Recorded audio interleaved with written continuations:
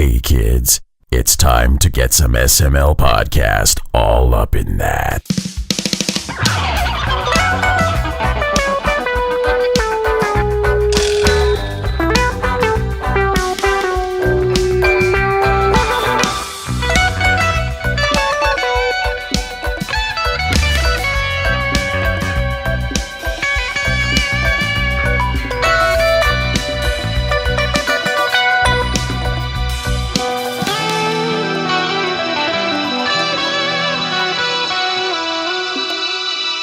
What's up, everyone? This is the SML podcast. I am your host, Joe. Joining as usual, Cole. Cole, how are you doing today? I'm suffering from deja vu. Yeah, it's like we just did this, but my mic was muted, so we're doing it all over again. Yeah, I mean, I swear I've had this conversation before. Well, not this exact conversation, but a similar conversation. Well, yeah, it's going to be completely different because I've already moved on in my head and forgot what we talked about while you were muted. So we're starting over from scratch. How's your week been? My week's been pretty good. I've played all kinds of spooky games. Spooky games? Yeah, I've tried not to fear Pete and failed. That's going to make for some fun stories later. Ooh. Is it something that you're reviewing? Yeah. Oh, I can't wait. Yeah, so exciting. Oh, man. How was your week, though? My week was pretty good. We got a liquidation store in the area, and today I went, and it was like Goodie Central today, where I got a 30-pack of Skittles and Starburst, like full-size bags and full-size rolls of Starburst, $8.50. Hey, Joe, you want to hear an unpopular opinion, and you want to get people to hate the show and, like, rage tweet us? Sure. The yellow Starburst are the best. Yeah, they're okay. No, they're the best. I'm a strawberry fan. The rest of them can fuck off. I only want the yellow ones. But this one comes with tropical as well, and I think there's banana in there, and if there is, nothing beats banana. Banana is good. Banana is, in all fairness, also yeller, so it's fine. Yeller?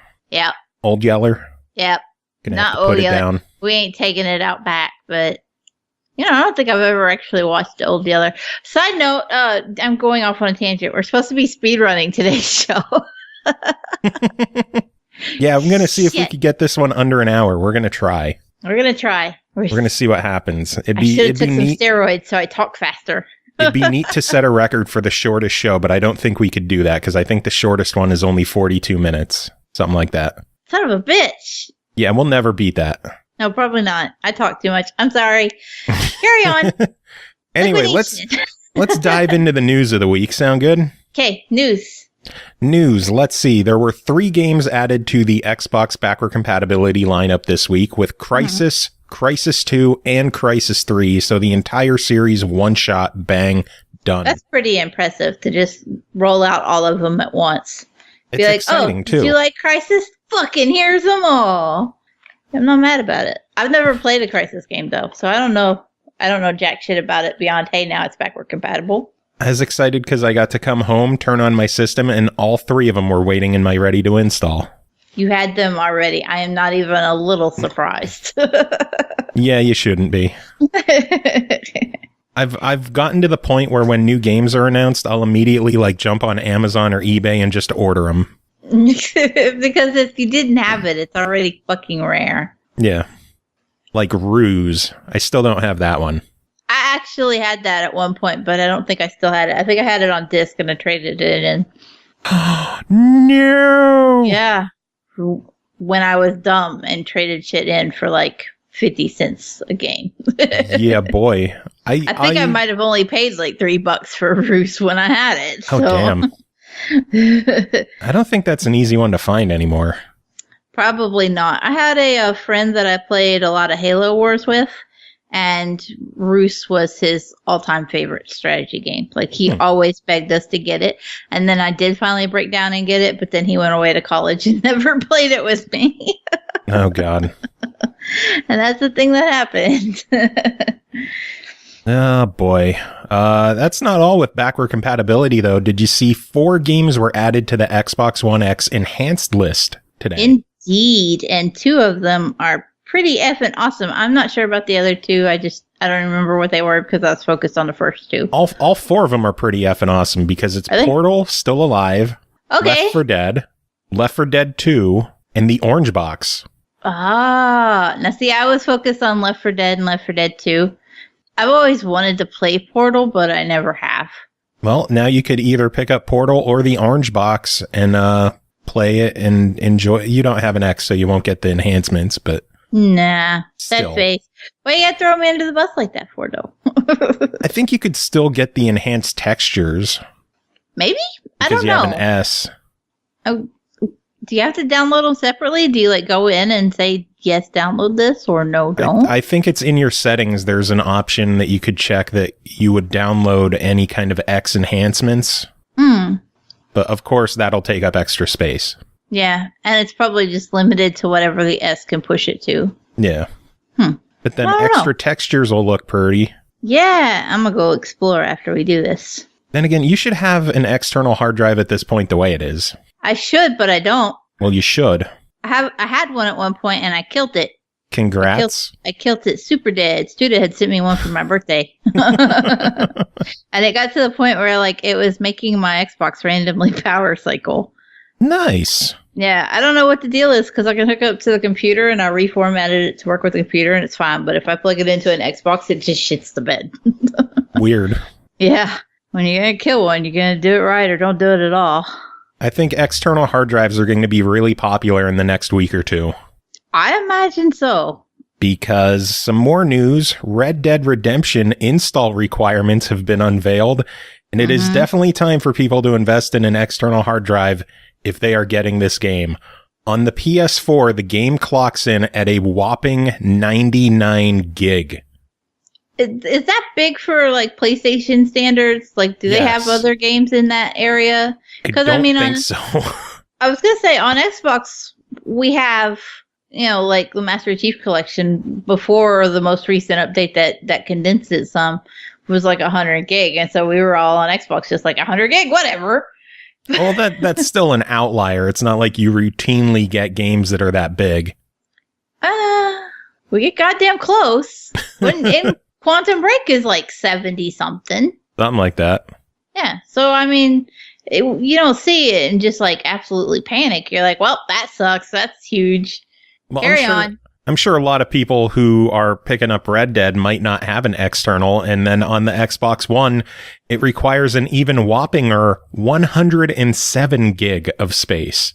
Oh. Yeah. For some reason, I thought it was 82.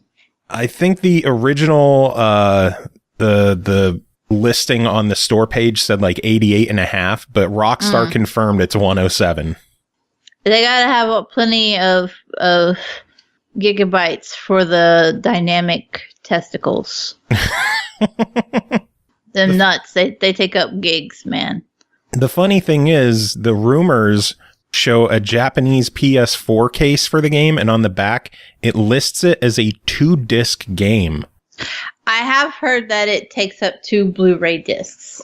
Which I think that's new. I don't think we've had a legit 2-disc game on consoles this generation. Not this gen. Not that I can think of. Breaking ground. Yeah. Overachieving is a little more like it. Yeah. Are we going to talk about the other drama with Rockstar, though? I didn't have it written down because I didn't really read it that much, but there were... Oh, I have lots of it written down. Well, go ahead. Go for it. So there was a press release where one of the... I believe he's a co-founder. Yeah. Dan Hauser was bragging about how everybody was working 100-hour work weeks to push this game out in time. And so then there was some drama over whether or not it's reasonable to expect developers to put in that kind of time for a game just to meet a deadline. 100 hours is a week is pretty bullshit. Yeah, that's pretty crazy. But didn't people come out like they're no longer under an NDA, and they came out and said that they didn't work 100-hour weeks? Some people have said they did not. Some people have said that, Rockstar was absolutely one of the worst places they've ever had to work, and because they did push them like that. So it seems to be back and forth. The co-founder himself issued another statement to Kotaku, and he was like, well, that was just the team of 4 writers who were working like that. And then he tried to throw out that, across the whole company, we have some senior people who work very hard purely because they are passionate about a project or their particular work, and we believe that passion shows in the games we release. So in a way, he's kind of like, yeah, people work like that, but he's also trying to say it's their choice. I don't think I've ever known a company to be like, yeah, it's your choice to work 100 hours a week or not, though. It tends to be a case of get that shit done. So all about them overtime bonuses, though. Yeah, I don't know that people are particularly working 100 hours a week on dynamic horse nuts. Just for you're just focused on the horse nuts, aren't you? Focused on it because it's so excessive, And then I don't know. I guess because they did brag about 100-hour work weeks, and you're like, yeah, for this, let people go horse home. Nuts. There were bigger issues that you could squash out than weather affecting nuts. Not even people nuts, horse nuts. Do you know how much time? Like, there's got to be an achievement in the game for watching the horse's nuts change with the weather. Oh, God. If there's not, then it was all for naught. Just zoom in on them when the snow hits and you just zoop. And it all take place in the desert. Is there snow? I'm sure at night it gets cold. I haven't played a Red Dead game, so I don't know. I have to ask the hard-hitting questions. Nah, I don't know. It still makes you wonder if the game is going to ship on 2 discs or not. I fully expect it to be on 2 Blu-rays. Someone posted a picture of the Steelbook that comes with the Ultimate Edition at GameStop, and it showed 2 disc holders, so yeah, looks like it might be legit. I would be very surprised if a game of that size does not ship on 2 discs. Yeah. I'm sure people would be really pissed if they had they put in the disc and it's like, there's still a 60 gig update. Fuck you. Better be some good horse nuts is all I'm saying. Yeah. Anyway, speaking of updates, Rocket League is getting its own Xbox One X enhanced update in December and will play 4K 60 frames per second with HDR. So that should look pretty damn pretty. Rocket League is already fucking gorgeous anyway. Now it's going to be even more gorgeouser at a higher resolution. I don't know how to handle it. I didn't get a chance to look that up, but is that just going to be on the X that it hits that 60 frames, or is that universal? No clue. I don't know either. I figured you would know, if anyone. Right? You'd think it being one of my favorite games. I saw it and I was like, oh! And then I carried on and forgot all about it.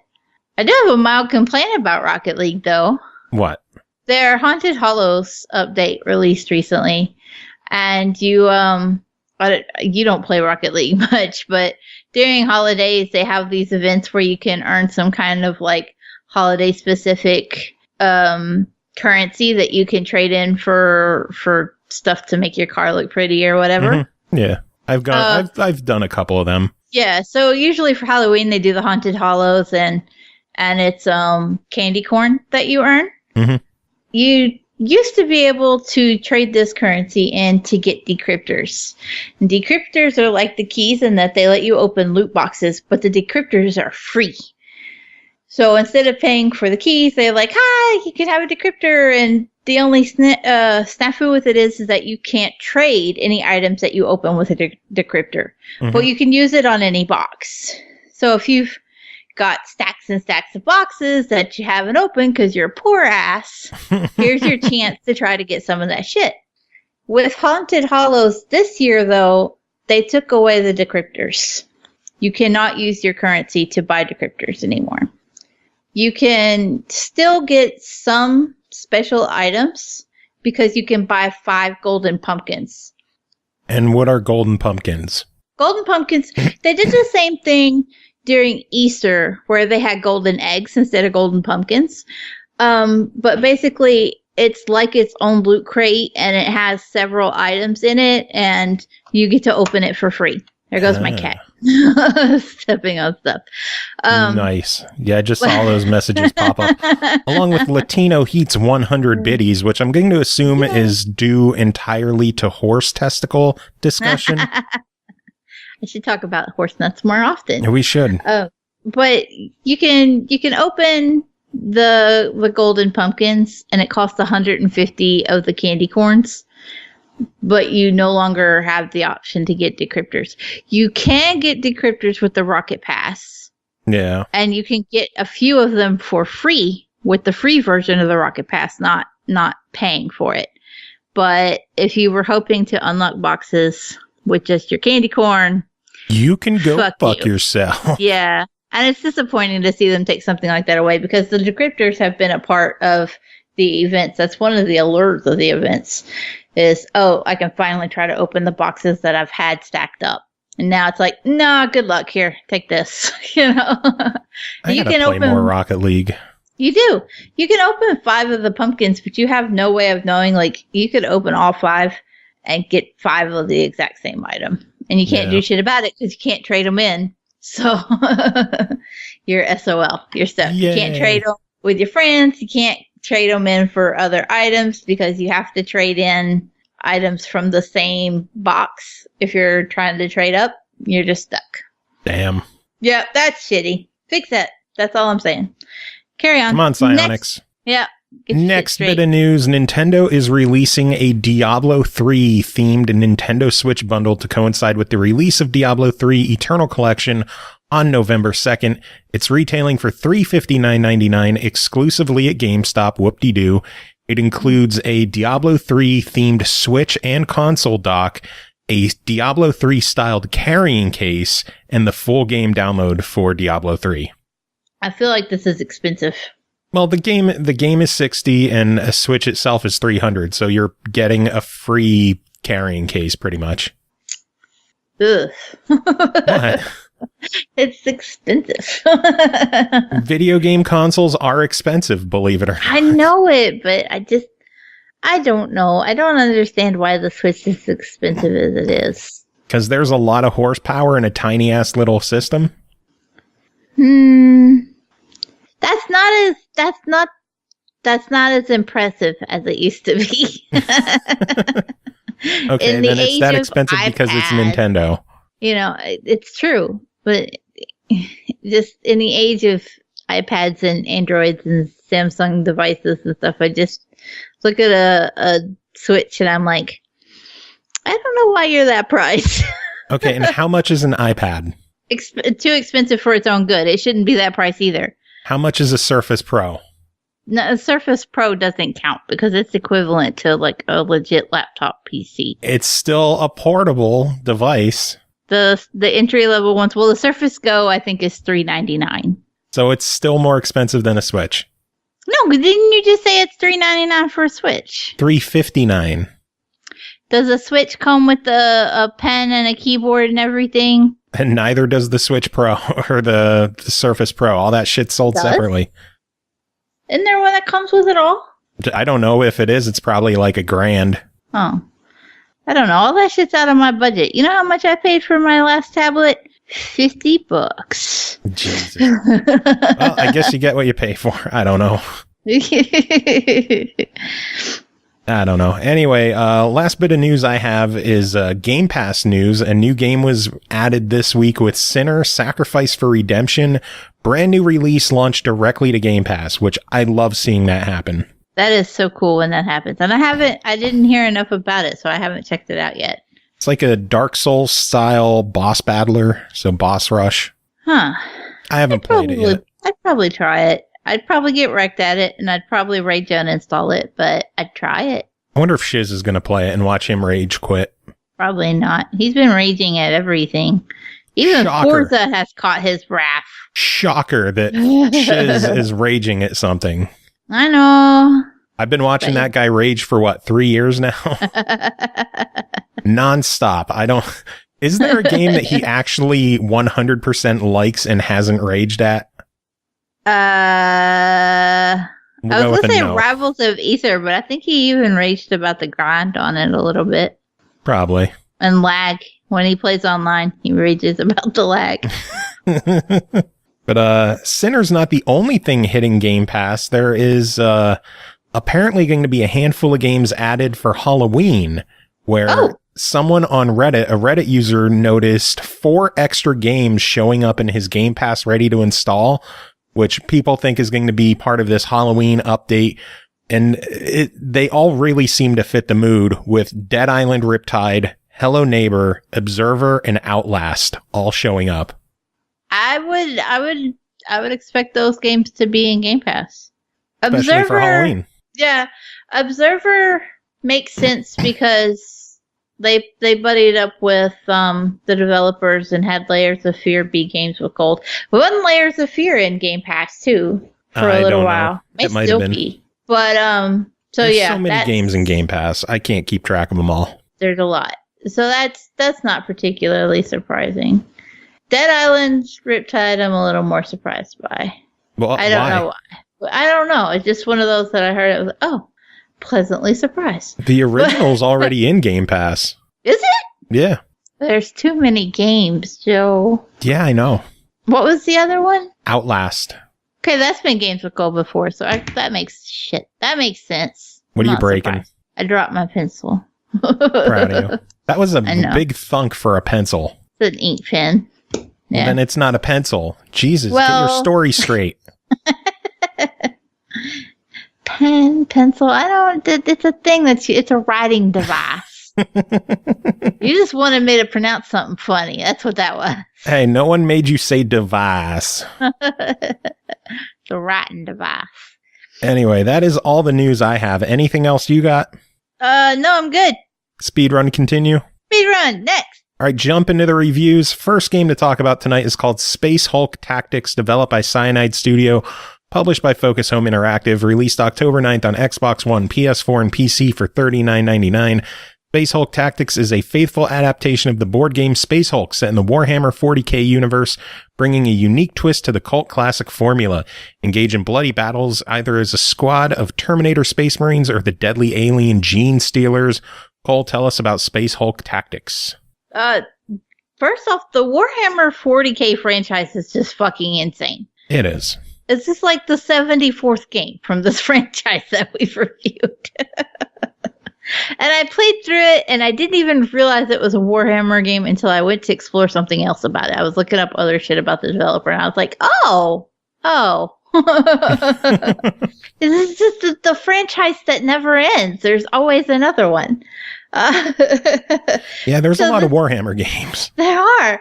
This is a turn-based strategy game. We need more of these on Xbox. So I'm not mad just from the genre alone. I'm like, I'm okay with this. You have the choice of 2 different campaigns. You can play as either the Blood Angels, who are your Space Marines, Terminators, or you can play as the Alien Gene Stealers. They actually have their own campaign separate from just being the bad guys. You start a level off, and your primary function is to just strategically place down your whatever character you're playing as.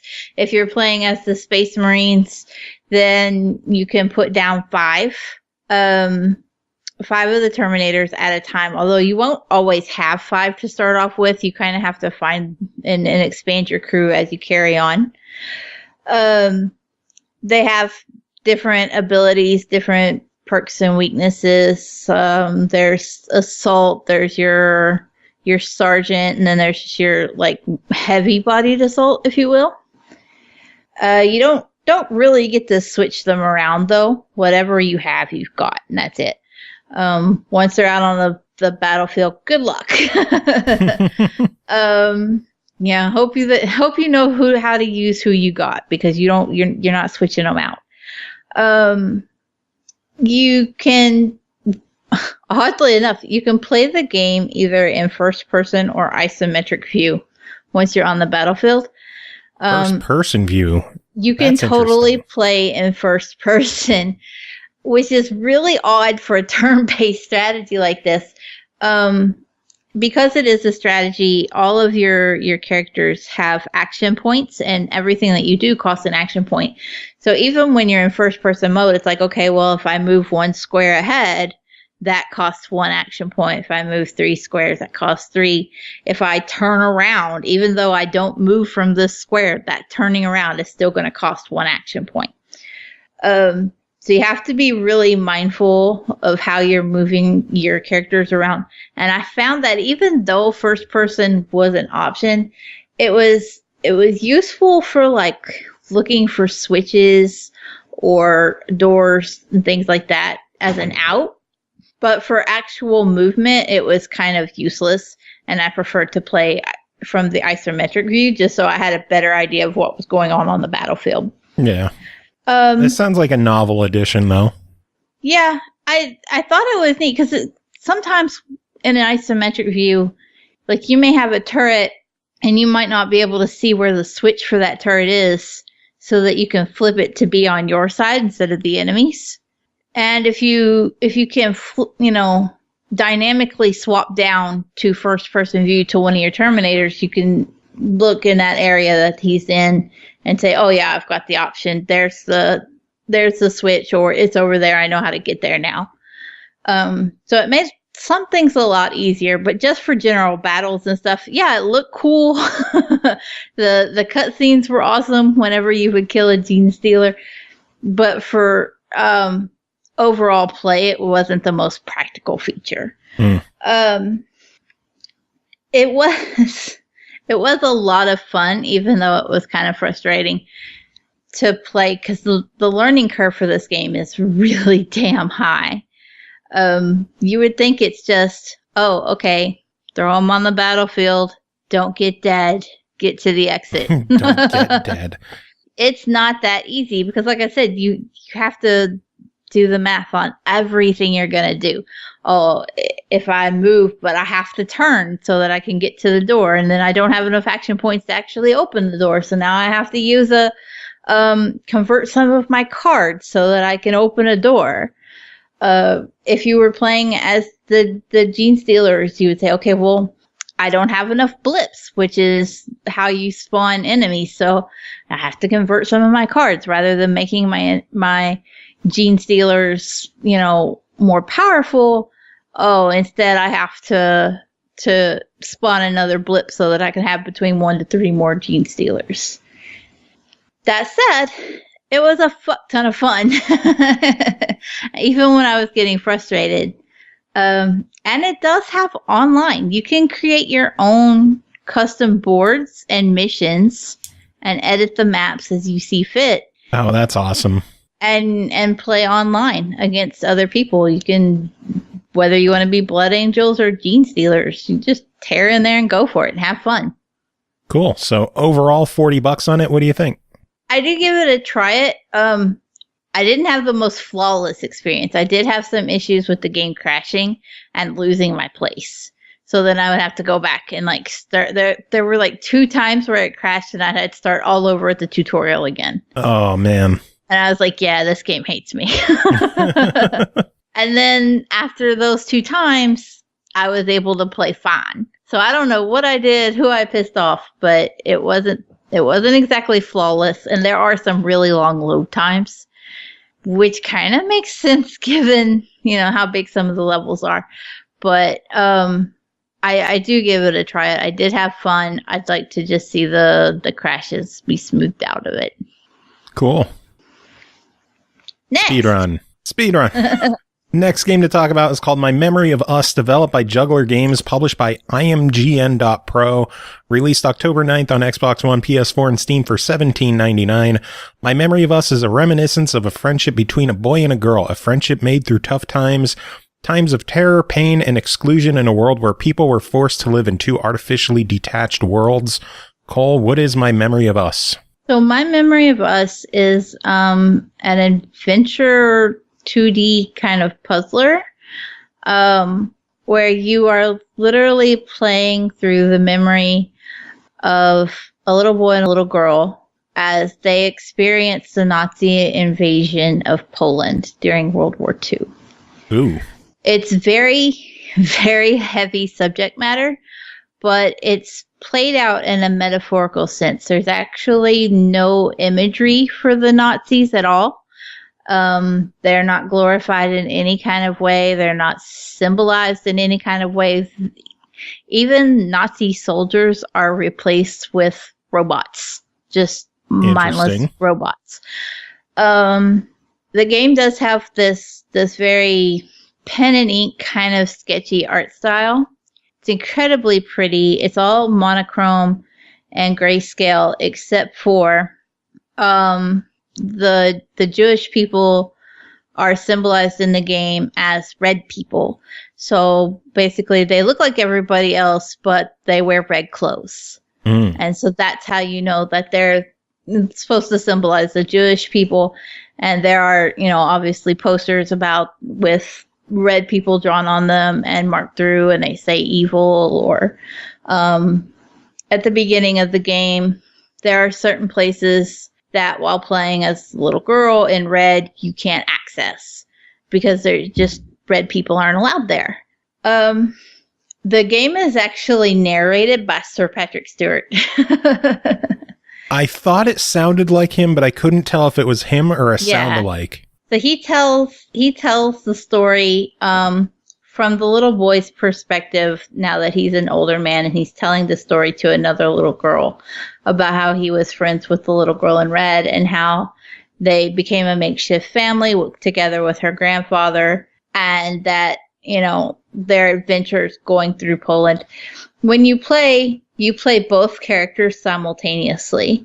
You can simply have them hold hands to move them at the same time, or you can have them separate from each other and then use your right bumper to switch back and forth between them. There are certain aspects of the game where you have to play as one character over another because they have different skill sets. The little girl in red is a little older, and so she can run, whereas the little boy can't run as fast on his own. But when they're holding hands, he can keep up with her. She has a slingshot. She can shoot targets that are further away with her slingshot. He's got a history as, a street kid and a thief, so he can sneak up and he can crouch and hide in unconventional places. He can crawl through pipes.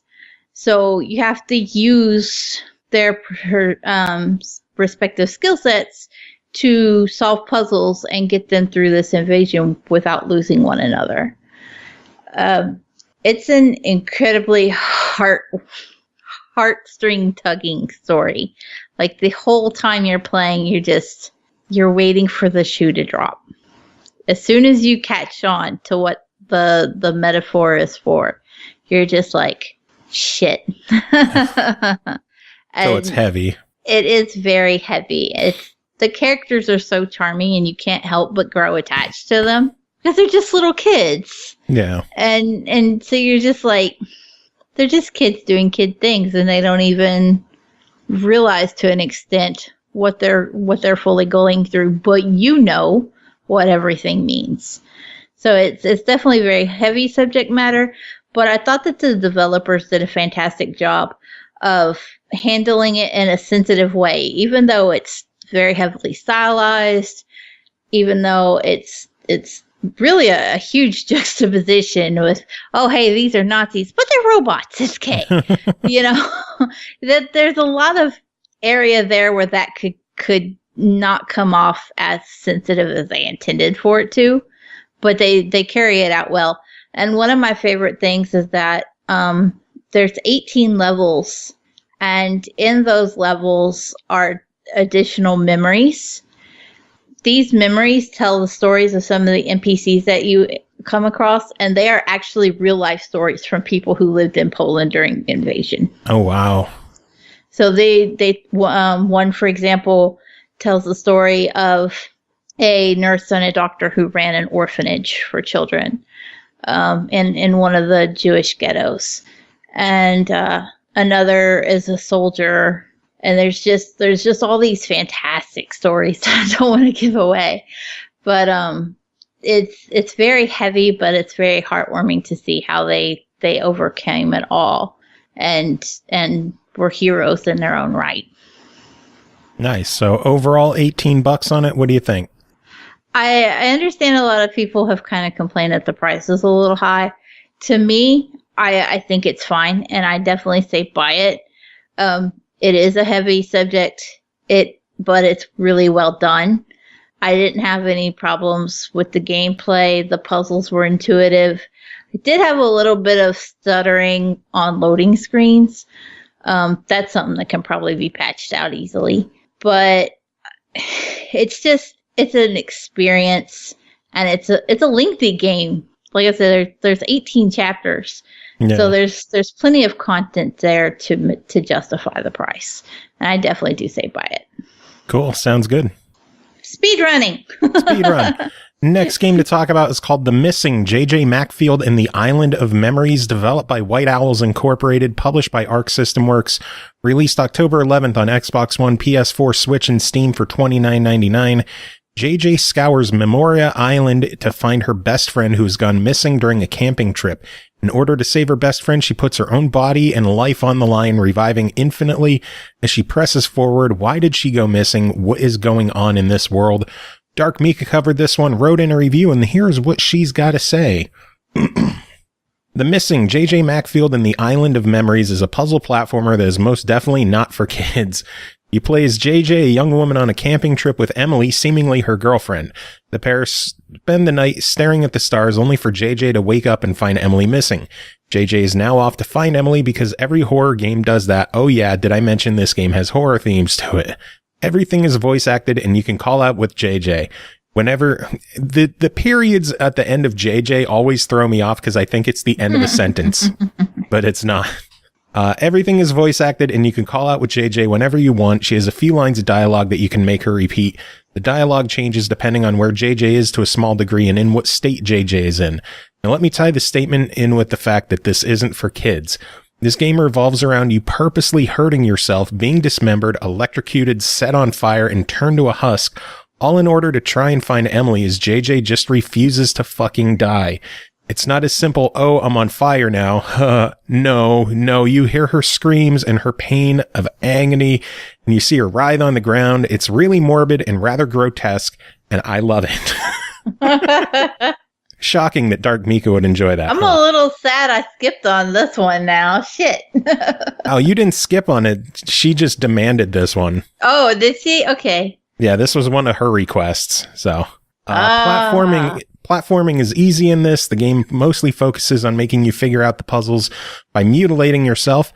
Most of them aren't too difficult. However, you have collectibles and you want to obtain them in this game. Doing so unlocks cheats, which are actually just different outfits for JJ. Collecting them also unlocks old text messages from people she knows, which give you backstory and unlocks art in the art gallery. I really like this. I've always liked having art galleries in games that you unlock art in, and it's just fun. The collectibles are 271 donuts. Wow. They're nice and big, so they're hard to miss, and over 100 of them come from signs you can interact with, which each give you 10 donuts. So it's still a lot of collecting, but most of them are fairly easy to see and find, and I got 244 without even trying on my first run. And at the end of my second run, I was missing 2. The backstory is important to tell you what's going on in the actual story and why it's going on, so you really need to collect them. All this backstory is told via text messages between JJ and 4 or 5 other people. It was interesting and I liked it. While in the game, the whole game menu is accessed from her smartphone. If you ignore the backstory, it's still horror themed, but it loses almost all of its depth, which is really important for it because of the subject matter. However, if you ignore the backstory, the end of the game will give you a massive twist. Ooh. I really like the story, but I'm a bit biased. The story is about a member of the LGBT community and a family that's a single mother who's, well, she's not the greatest, very overbearing and overprotective. I was already enjoying it simply because it was a girl trying to find her girlfriend. Then with the addition of all the backstory, this hit a string with me. This was my family. This was generally my history. I mean, I'm not out to everyone in my own family. Oh, I'm not out to everyone in my own family. Even because some of them are cunts, so this hit home for me. Ouch. I love that she calls her own family cunts. So, Also, you want to continue the game after you beat it and do it over again because you get some nice extra stuff in the cheat menu, and there's new conversation bits which you can find which are really fun and nice and cute. For $30 on the Xbox One, PS4, Switch, and PC, I say get it. It's not as long as I'd prefer for that kind of money, but the story, it made me cry at the end. Granted, again, it hit home really hard for me, so... but still, it's amazing, it's cute, it's funny, it's horror themed, but not really all that scary. Story might be a bit short, but it's fucking fantastic. This is not a feel-good story. It has a, quote, good ending, but it's for misery. Wow. I've had my eye on this one, so I might have to jump on that. Yeah, I'm surprised I have not played this one. Well, now you know what game you're getting next. Yeah. I have to rectify this.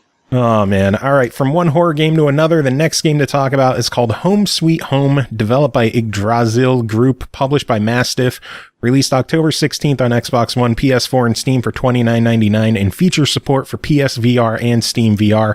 Home Sweet Home throws players into a dark and twisted labyrinth where miasma of fear fills the air, dread bleeds through cracks in the ceiling and seeps down through broken floorboards, and anxiety grows stronger with every step. I'm guessing this is the one that made you fear pee, huh? That was the most accurate summary you have ever read on this show.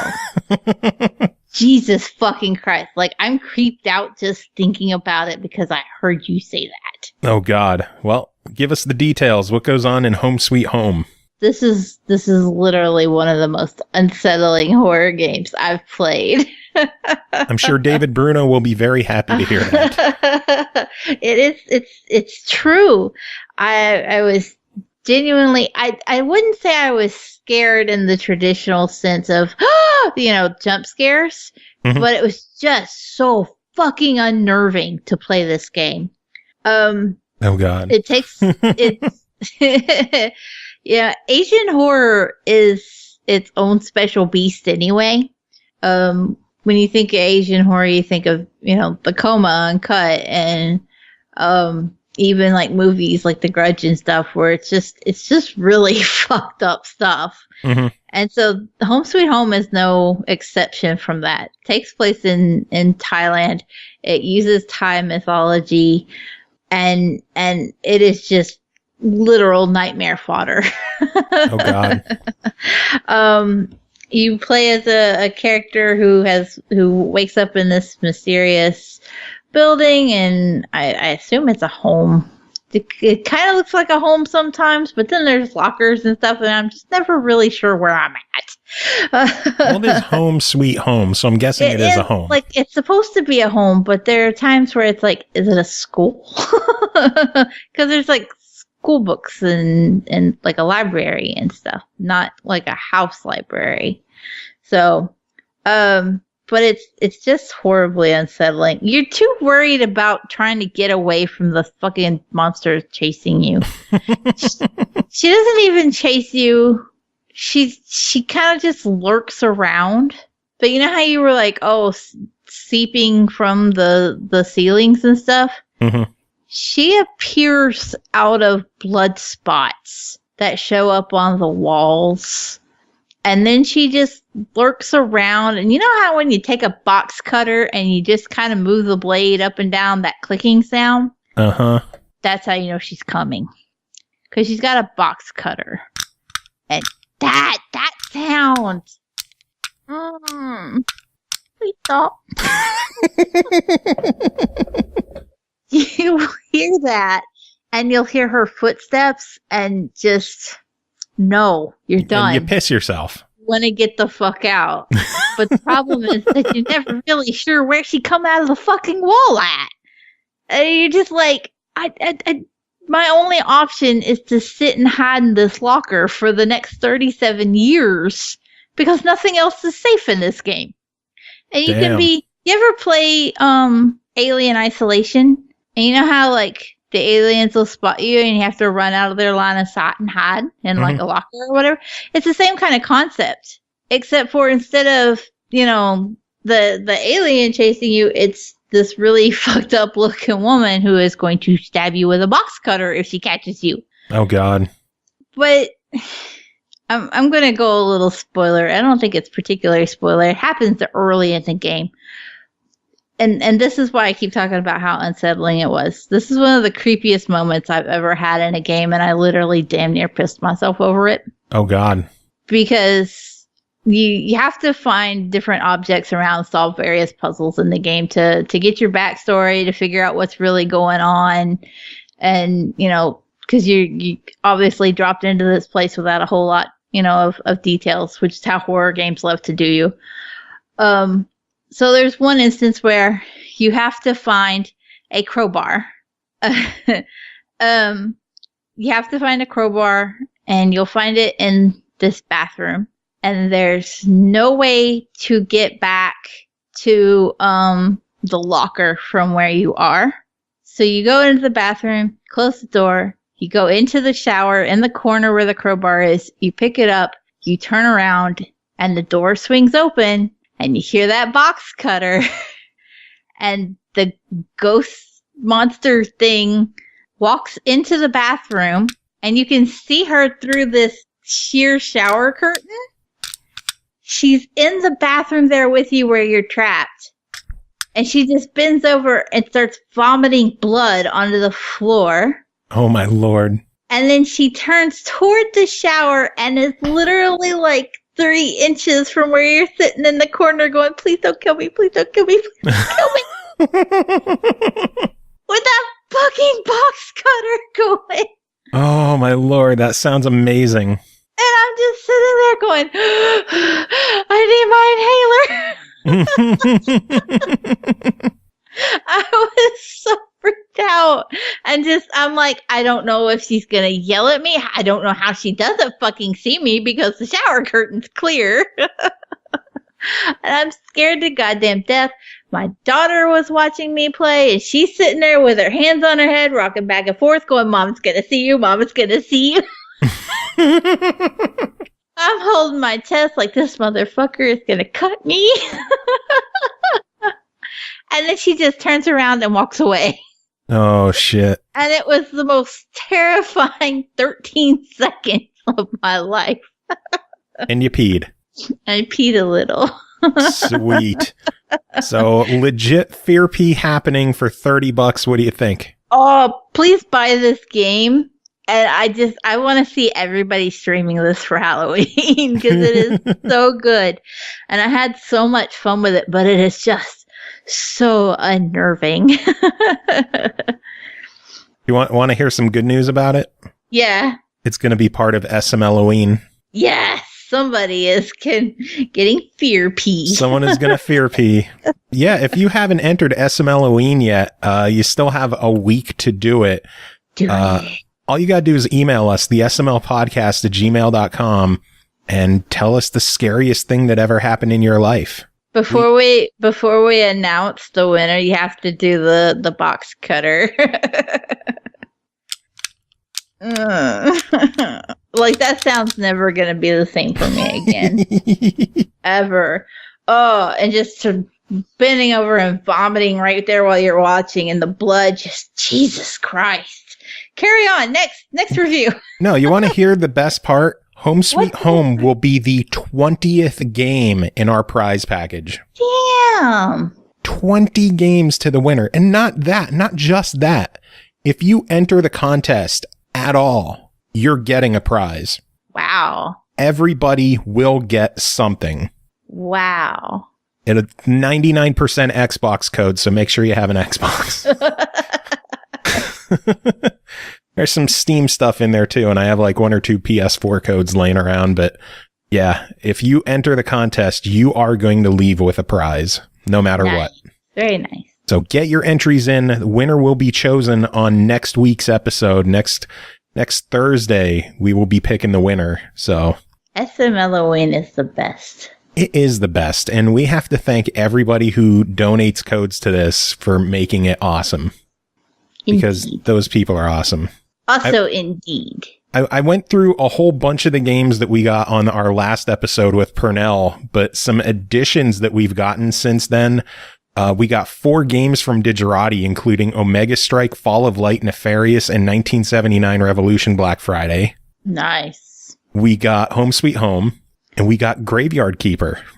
Oh, I love Graveyard Keeper. Yeah, so get your goddamn entries in. And final game tonight is also part of SMLoween. We are going to be revisiting Outbreak, the Nightmare Chronicles, developed and published by Dead Drop Studios, available on Xbox One and Steam for only $4.99. New update just released on Xbox One, which includes chapters 2 through 4 of the campaign, which is what we are taking a look at.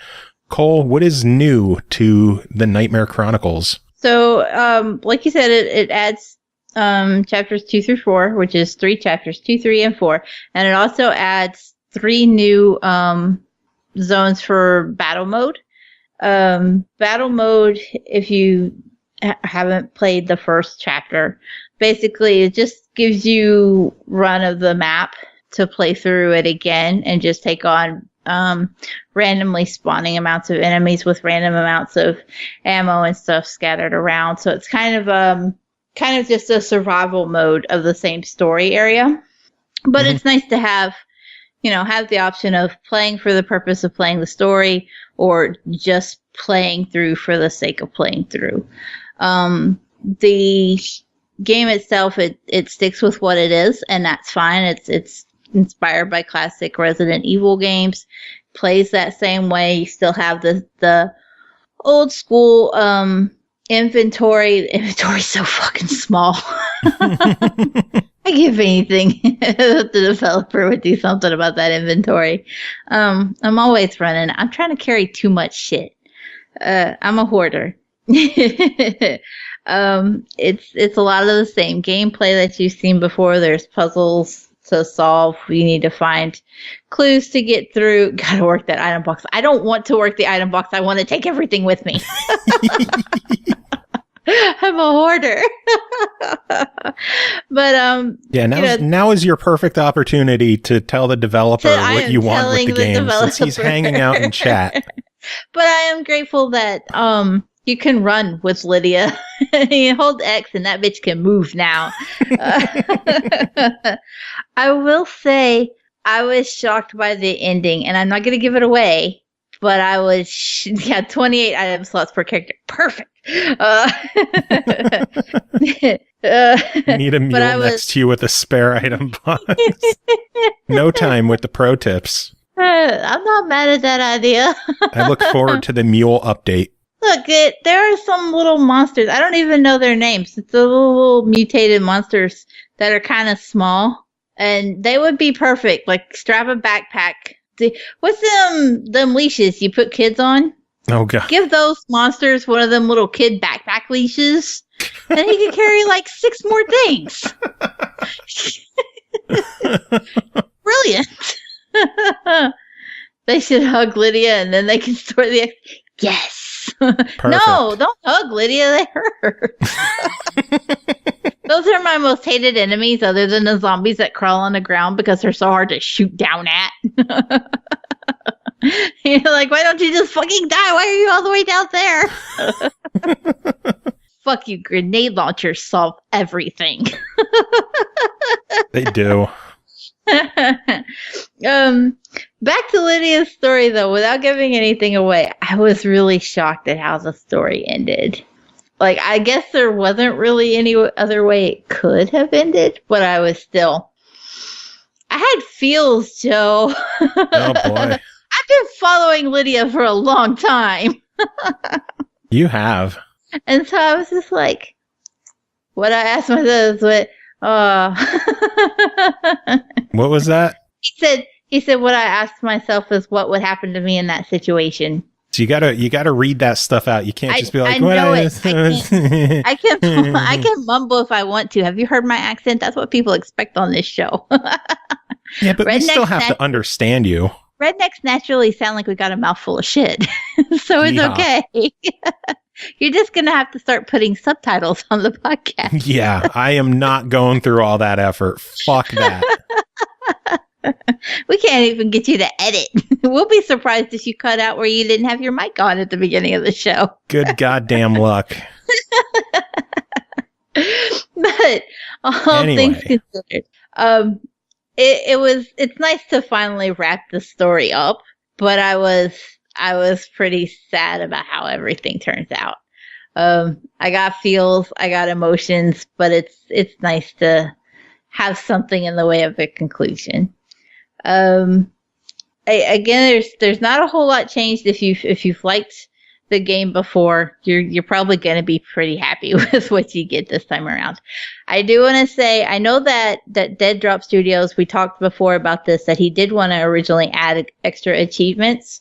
That didn't happen. So if you completed chapter 1, you've completed the game.